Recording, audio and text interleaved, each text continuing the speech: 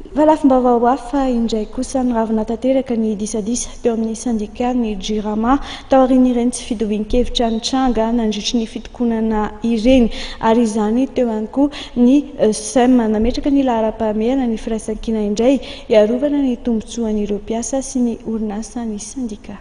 Niravina ny disadisa teo amin'ny sandika Jirama dia teo amin'ny sandika SEM izay tarihan'Andriamatoa Randria Miaja Kristor zany araka ny fanambarana izay nataon'izy ireo io tolakandro tetsy amin'ny hôtely iray etsy Antsakadivato. Niravo tsisy tsony disadisa ao anatin'ny sandika SEM zany ary zay no ampisehoanay eto rehetrarehetra fa lamina tanteraka tova-hevitra eo sandika SEM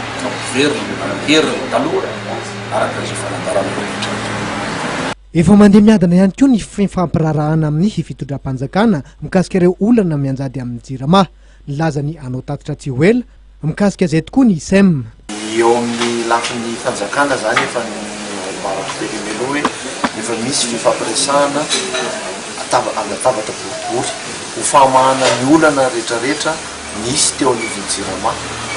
Efa manomboka mandeha mandalana zany io ankehitriny fa mino izahay fa tokony efa hiva ny olana amin'io zavatra io. Voakasika zany fifampidiniana amin'ny fitondram-panjakana zany ny fanomezana concession ny rano ho an'ny Jirama.